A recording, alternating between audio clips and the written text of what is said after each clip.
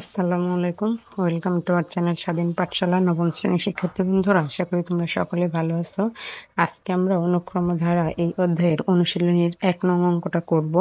দেখো 1 নং কি বলেছে, নিচের অনুক্রমগুলোর সমান্তর গুণোত্তর ফিবোনাচ্চি নাকি কোনোটিই নয়, কেন, সাধারণ পদ নির্ণয় সহ ব্যাখ্যা করো। দেখো আমরা 1 নম্বর দিয়ে শুরু করব। এখানে আমাদের কি বলেছে, এই ধারাটাকে দেখতে হবে সমান্তর ধারা নাকি গুণোত্তর নাকি ফিবোনাচ্চি নাকি কোনোটিই নয়, এবং কেন সহ সাধারণ পদ নির্ণয় করতে হবে। দেখো এর 1 নম্বর দিয়ে শুরু করি। 1 নম্বর দেখো, আগে আমি ধারাটা লিখে নিচ্ছি। ধারাটা হচ্ছে 2, 5, 10, 17 ... দেখো এটা আমরা আগে দেখবো এটি সমান্তর ধারা কিনা, সেটা আমরা দেখব। দেখো তাহলে এখানে আমি করছি, দেখো ধারাটি এখানে আমি লিখছি এটি সমান্তর নয়, এটি সমান্তর নয়, কারণ এর সাধারণ অন্তর ভিন্ন ভিন্ন। এর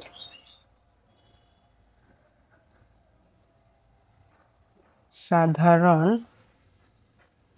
অন্তর ভিন্ন ভিন্ন ভিন্ন। দেখো আমরা এবার একটু সাধারণ অন্তরটা দেখি। সাধারণ অন্তর আমরা জানি কি, দ্বিতীয় পদ বিয়োগ হচ্ছে প্রথম পদ।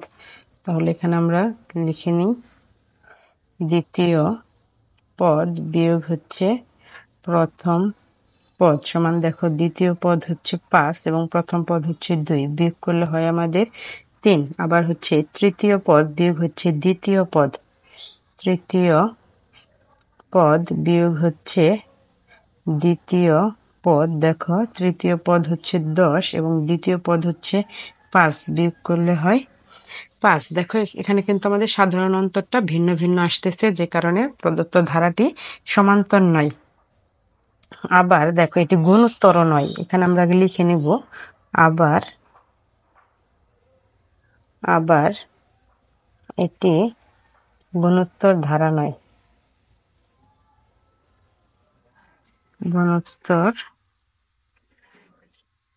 ধারা নয়, কারণ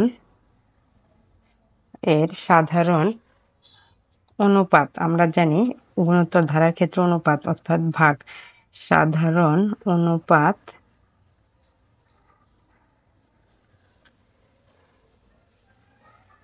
সাধারণ অনুপাত ভিন্ন ভিন্ন ভিন্ন ভিন্ন। এখন দেখো আমরা সাধারণ অনুপাতটা দেখবো। আমরা জানি সাধারণ অনুপাত হচ্ছে দ্বিতীয় পদ ভাগ হচ্ছে প্রথম পদ, তৃতীয় পদ ভাগ হচ্ছে দ্বিতীয় পদ। তাহলে আমরা এখানে লিখি দ্বিতীয় পদ ভাগ হচ্ছে প্রথম পদ। তাহলে আমার দেখো দ্বিতীয় পদটা হচ্ছে 5 এবং ভাগ হচ্ছে দ্বিতীয় পদ হচ্ছে 2। দেখো আমরা 5কে যদি 2 দিয়ে ভাগ করি, তাহলে আমার 5 ভাগ হচ্ছে 2 করলে হয় 2.5। তাহলে এখানে আমি লিখবো হচ্ছে 2.5। আবার তৃতীয় পদ ভাগ হচ্ছে দ্বিতীয় পদ সমান, দেখো আমার তৃতীয় পদ হচ্ছে 10, দ্বিতীয় পদ হচ্ছে 5, অর্থাৎ 10 ভাগ হচ্ছে 5 করলে হয় 2। দেখো এখানেও কিন্তু আমার তাহলে সাধারণ অনুপাতটা ভিন্ন ভিন্ন আসতেছে, যে কারণে প্রদত্ত ধারাটি হচ্ছে গুণোত্তর ধারা নয়। এবার আমরা দেখব ধারাটি ফিবোনাচ্চি কিনা। এটা হচ্ছে ফিবোনাচ্চিও নয়, আমরা এখানে লিখবো এটি ফিবোনাচ্চি নয়, এটি ফিবোনাচ্চি নয়, ফিবোনাচ্চি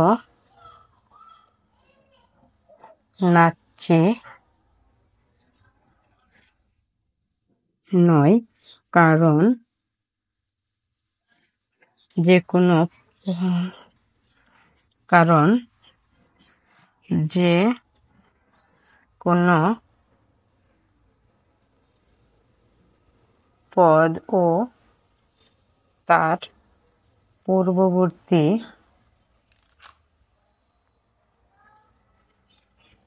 পূর্ববর্তী পদের সমষ্টি সমান নয়। সমষ্টি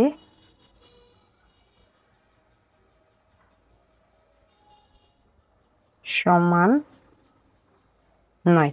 দেখো আমরা একটু ফিবোনাচ্চিটাও দেখছি এখানে কিভাবে করব। আমরা এখানে বলছি যে কোনো পদ ও তার পূর্ববর্তী পদের যোগফল বা সমষ্টি বা যোগফল, অর্থাৎ প্রথম পদ যোগ হচ্ছে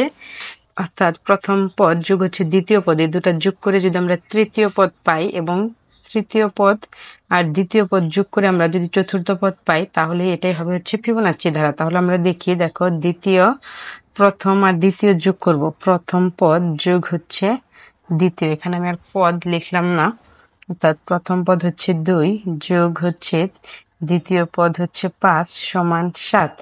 এবার আমরা করব হচ্ছে দ্বিতীয় পদ যোগ হচ্ছে তৃতীয় পদ, অর্থাৎ দ্বিতীয় যোগ হচ্ছে তৃতীয়। দেখো আমার দ্বিতীয় পদ হচ্ছে 5 এবং তৃতীয় পদ হচ্ছে 10, অর্থাৎ 5 যোগ 10 সমান হচ্ছে 15। দেখো এখানে কিন্তু তাহলে আমরা পরপর দুটি পদ যোগ করে তার পরবর্তী পদ আমরা পাচ্ছি না। দেখো এই যেখানে 2 আর 5 যোগ করলে 7 হয়, কিন্তু আমাদের এখানে কিন্তু 10 আছে। আবার 5 আর 10 যোগ করলে 15 হয়, কিন্তু এখানে আমাদের হচ্ছে এটা 17। তাহলে প্রদত্ত ধারাটি আমাদের ফিবোনাচ্চিও নয়। দেখো এখন আমরা যদি একটু বইয়ে যাই, দেখো বই এখানে কি বলেছে, কেন সাধারণ পদ নির্ণয় সহ ব্যাখ্যা করো। যেহেতু এটি আমাদের সমান্তর ধারাও নয়, গুণোত্তর ধারাও নয় এবং ফিবোনাচ্চিও নয়, তাহলে প্রদত্ত ধারাটির সাধারণ পদ নির্ণয় করা সম্ভব নয়। তাহলে আমি এখানে লিখে দিচ্ছি, সুতরাং প্রদত্ত ধারাটির সাধারণ পদ নির্ণয় করা সম্ভব নয়। প্রদত্ত ধারাটির সাধারণ পদ নির্ণয় করা সম্ভব নয়। নির্ণয় করা সম্ভব নয়। এই হচ্ছে আমার এক নম্বরটায়। এবার আমি চলে যাব 2 নং। এখন আমরা 2 নং ধারাটা করব। দেখো 2 নং ধারাটা হচ্ছে, আমি এখানে লিখে নিচ্ছি -2 7 12 17 ... দেখো প্রদত্ত ধারাটি কিন্তু সমান্তর নয়। আমরা এখানে আগে লিখে নিচ্ছি প্রদত্ত ধারাটি সমান্তর নয়। সমান্তর নয় কারণ, দেখো কারণ হচ্ছে সাধারণ অন্তর ভিন্ন ভিন্ন। তাহলে এখানে আমি লিখে দিচ্ছি কারণ হিসেবে সাধারণ অন্তর ভিন্ন ভিন্ন। অন্তর ভিন্ন ভিন্ন।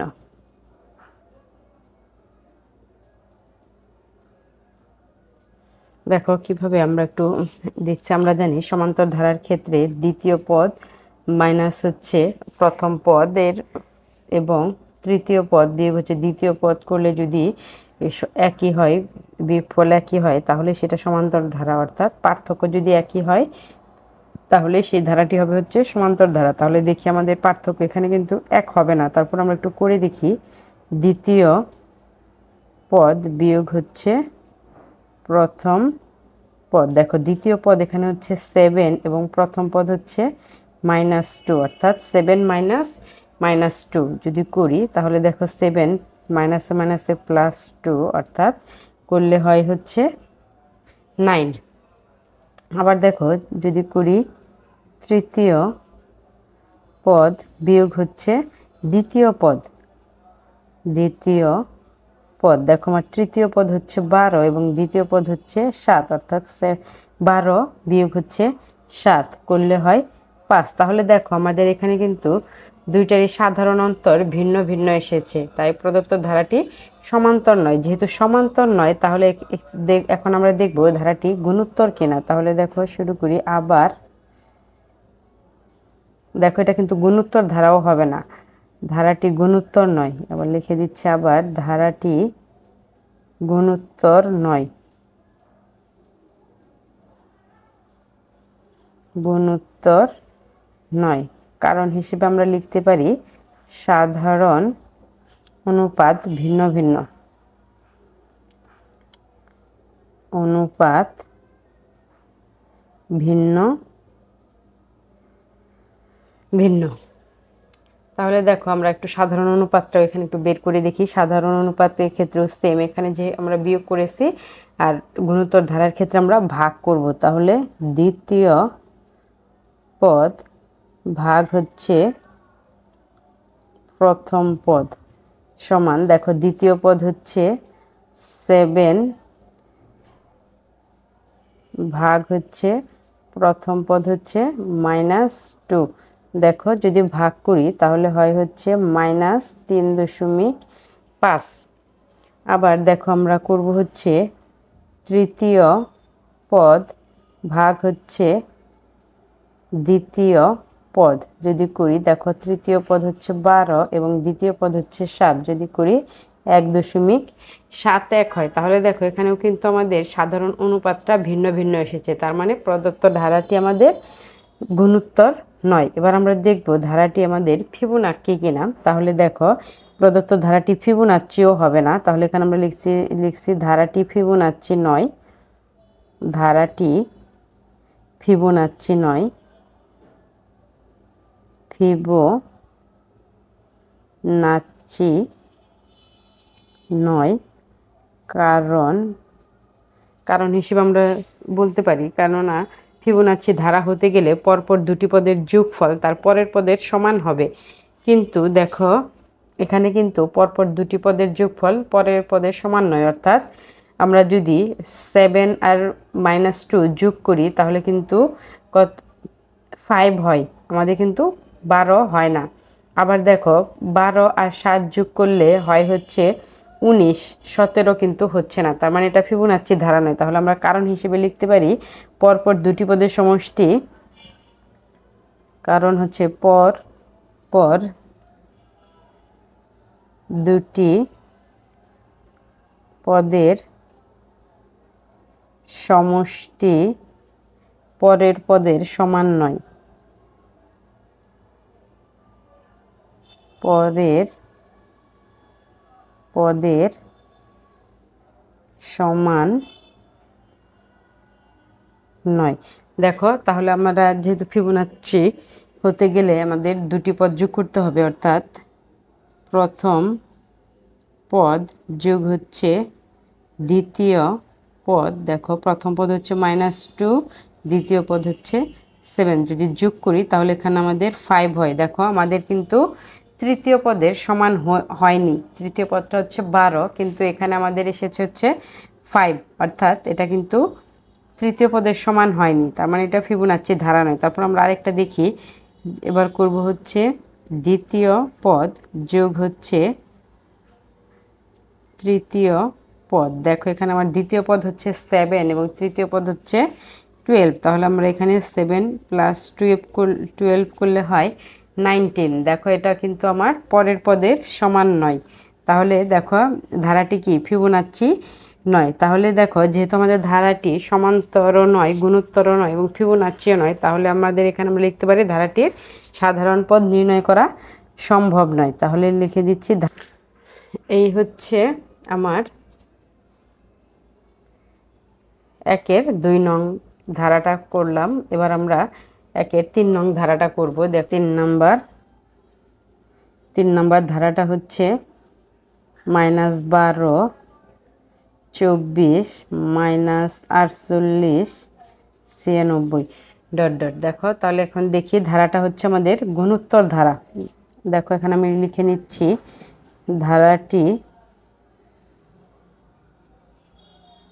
ধারাটি গুণোত্তর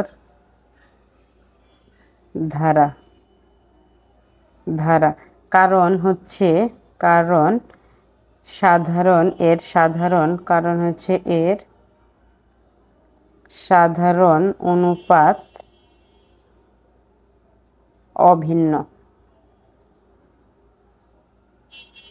সাধারণ অনুপাত অভিন্ন মানে সাধারণ অনুপাত একই হবে। তাহলে আমরা একটু দেখি সাধারণ অনুপাতটা। সাধারণ অনুপাতের ক্ষেত্রে আমরা করব হচ্ছে দ্বিতীয় পদ ভাগ হচ্ছে প্রথম পদ, এখানে আর আমি পদ লিখলাম না, দ্বিতীয় ভাগ প্রথম, তাহলে আমার দ্বিতীয় পদ হচ্ছে 24 ভাগ হচ্ছে প্রথম পদ হচ্ছে 12।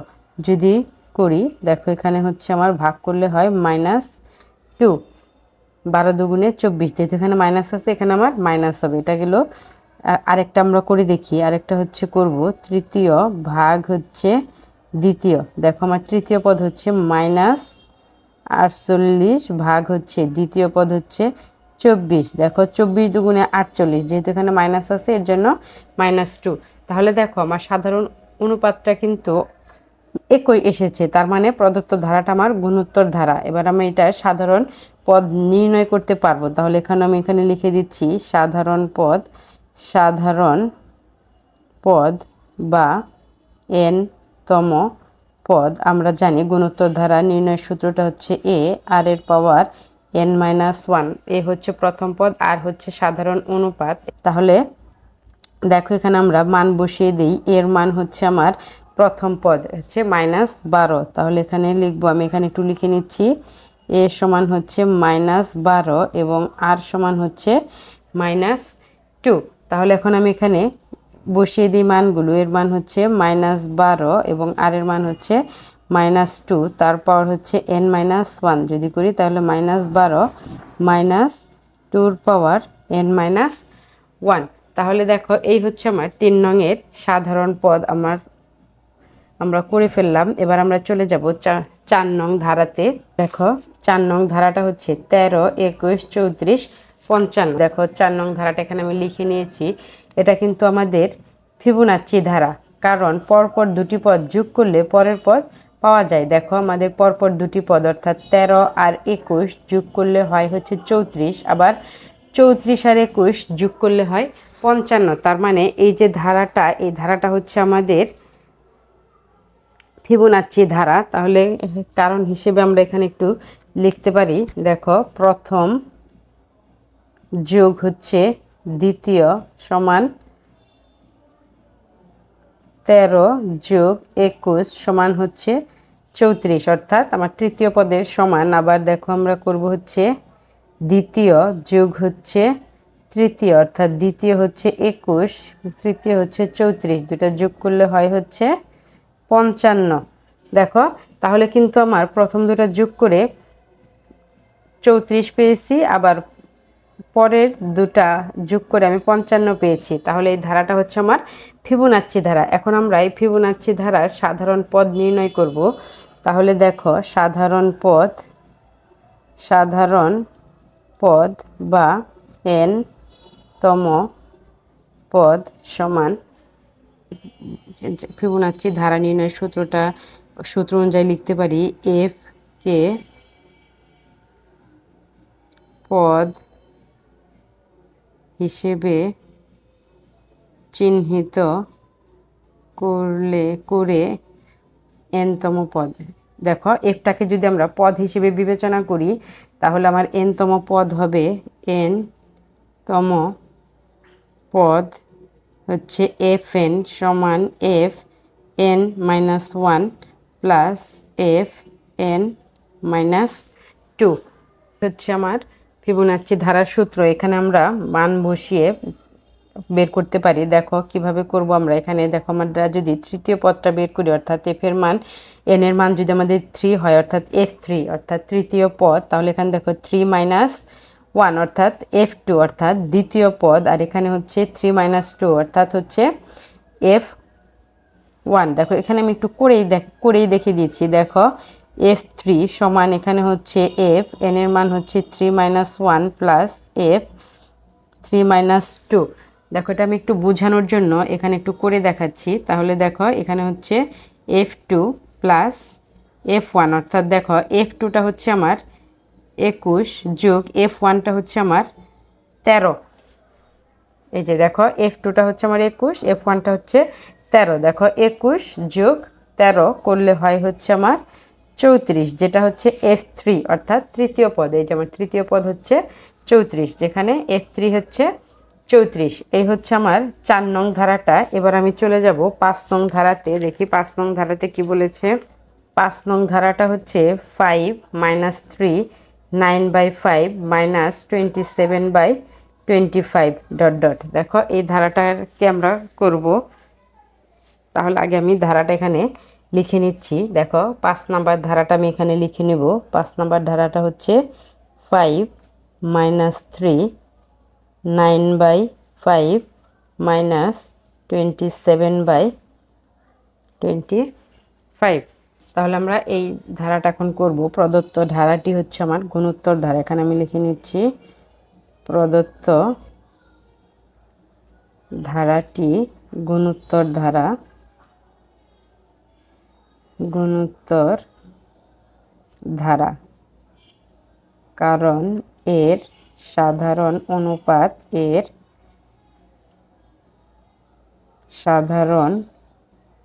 অনুপাত অভিন্ন। দেখো আমরা সাধারণ অনুপাতটা এখানে তারপর একটু বের করে দেখি। সাধারণ অনুপাত হচ্ছে দ্বিতীয় পদ ভাগ হচ্ছে প্রথম পদ, অর্থাৎ দ্বিতীয় পদ হচ্ছে -3 এবং প্রথম পদ হচ্ছে 5। আবার দেখো তৃতীয় পদ ভাগ হচ্ছে দ্বিতীয় পদ। দেখো তৃতীয় পদ হচ্ছে আমার 9/5 ভাগ হচ্ছে -3।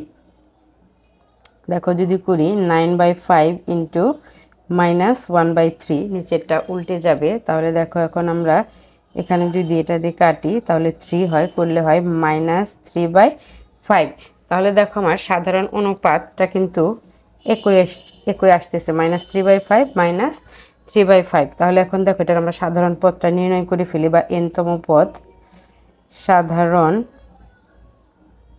পদ বা n-তম পদ, দেখো আমি সূত্রটা দিব a r এর পাওয়ার n-1। দেখো এখানে আমি লিখে নিচ্ছি a সমান হচ্ছে, দেখো ধারাটা যদি দেখি প্রথম পদ, a হচ্ছে প্রথম পদ, অর্থাৎ a সমান হচ্ছে 5। তাহলে a সমান হচ্ছে আমার 5 এবং r এর মান আমরা এখানে বের করেছি -3/5। তাহলে এবার আমরা মান বসিয়ে দিই। 5 এর মান 5 এবং r এর মান হচ্ছে -3/5, তার পাওয়ার হচ্ছে n-1। তাহলে এই হচ্ছে আমার 5 নং ধারার n-তম পদ বা সাধারণ পদ। এবার আমি চলে যাব 6 নং ধারাটাতে। দেখি আমাদের 6 নং ধারাতে কি বলেছে। 6 নং ধারাটা হচ্ছে 1/3 2/3 4/3 8/3। তাহলে আমি আগে এখানে ধারাটা লিখে নিচ্ছি। ধারাটা হচ্ছে 1/3 2/3 4/3 8/3 ডট ডট। দেখো লিখে নিলাম। এই ধারাটা হচ্ছে গুণোত্তর ধারা। আমি এখানে লিখে নিচ্ছি প্রদত্ত ধারাটি গুণোত্তর ধারা। প্রদত্ত ধারাটি গুণোত্তর ধারা, কারণ এর সাধারণ অনুপাত অভিন্ন। ঠিক আছে, আমরা সাধারণ অনুপাতটা এখানে দেখব। দ্বিতীয় পদ ভাগ হচ্ছে প্রথম পদ। দেখো দ্বিতীয় পদ হচ্ছে 2/3 ভাগ হচ্ছে প্রথম পদ হচ্ছে 1/3। যদি করি তাহলে দেখো এখানে আমরা লিখতে পারি 2/3 ইন্টু 3 হচ্ছে 1, 3 কাটা গেলে হয় হচ্ছে 2। আরেকটা আমরা করে দেখি। তৃতীয় ভাগ হচ্ছে দ্বিতীয়। দেখো তৃতীয় পদটা হচ্ছে 4/3 ভাগ দ্বিতীয় পদটা হচ্ছে 2/3। তাহলে দেখো 4/3 ইন্টু উল্টেই দেবো আমরা, ভাগটাকে গুণ চিহ্ন দিয়ে 3/2। তাহলে 3 কাটা এবং 2 দিয়ে 4কে কাটলে 2 হয়, অর্থাৎ 2। দেখো সাধারণ অনুপাত কিন্তু আমার একই আসছে। তাহলে এবার আমরা সাধারণ পদটা লিখে ফেলি। সাধারণ পদ বা n-তম পদ। দেখো গুণোত্তর ধারার সূত্র হচ্ছে a r এর পাওয়ার n-1। আর এখানে আমি লিখে নিচ্ছি a সমান হচ্ছে, দেখো প্রথম পদ হচ্ছে আমার 1/3 এবং r এর মানটা আমরা এখানে 2 পেয়েছি। এখানে এর মান হচ্ছে আমার 1/3 এবং r এর মান হচ্ছে 2। তাহলে এখানে আমি বসিয়ে দিচ্ছি 2 পাওয়ার n-1। এই হচ্ছে আমার ধারার সাধারণ পদ বা nতম পদ। তাহলে দেখো আমার অনুশীলনীর 1 নংয়ের এই সবগুলো অঙ্ক আমার করা হয়ে গেল। নবম শ্রেণীর শিক্ষার্থী বন্ধুরা, আশা করি তোমরা বুঝতে পেরেছো। আমার ভিডিওটি যদি তোমাদের ভালো লাগে থাকে তাহলে একটি লাইক করবে এবং আমার চ্যানেলে যদি তুমি নতুন দর্শক হয়ে থাকো তাহলে অবশ্যই সাবস্ক্রাইব করবে। ধন্যবাদ সকলকে। আসসালামু আলাইকুম।